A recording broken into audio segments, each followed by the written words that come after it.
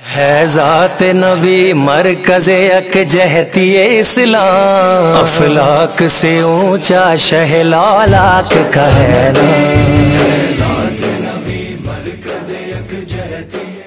نحمدہ ونصلی علی رسولہ الکریم،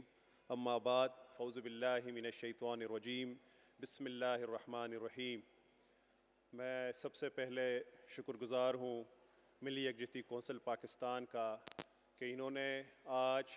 پیغمبر اعظم کے اس موضوع پر ایک خوبصورت محفل سجائی ہے، لیکن دل کی گہرائیوں سے میں شکریہ ادا کروں گا وحدت المسلمین پاکستان کا، جنہوں نے اس سارے پروگرام کی نشست کے لیے اپنی توانائیاں صرف کی ہیں۔ چونکہ میں کوئی یہاں لمبی چوڑی گفتگو کرنے نہیں آیا ہوں، یہ ثاقب صاحب کا اور ناصر شرازی صاحب کی ایک ریکویسٹ تھی، ایک 2 منٹ گفتگو میں کرنا چاہوں گا کہ پیغمبر اعظم حضرت محمد مصطفیٰ صلی اللہ علیہ وآلہ وسلم کے نام پہ آج ہم جو مختلف مکاتب فکر کے لوگ یہاں پہ جمع ہیں، کیا ہم یہ چیز محسوس نہیں کرتے کہ 1400 سال پہلے حضور اقدس حضرت محمد مصطفیٰ صلی اللہ علیہ وآلہ وسلم نے جو ہمیں طرز زندگی دی تھی، کیا آج ہم پاکستان میں وہ طرز زندگی گزار رہے ہیں یا کہ نہیں؟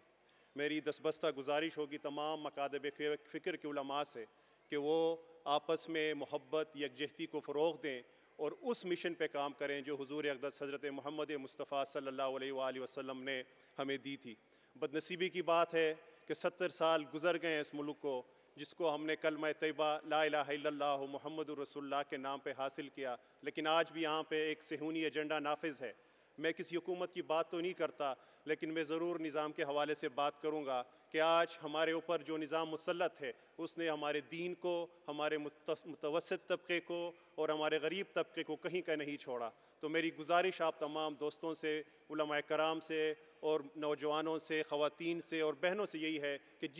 جس محفل میں بھی بیٹھیں، چاہے آپس میں بھی گفتگو کریں، ضرور اس نظام کے خلاف بات کریں، اور یہی سب سے بڑا جہاد ہے آج کے دور میں۔ وآخر دعوانا مرکز یکجہتی اسلام، افلاک سے اونچا شہ لالاک کا ہے نام، ہے ذات نبی مرکز یکجہتی اسلام، افلاک سے اونچا شہ لالاک کا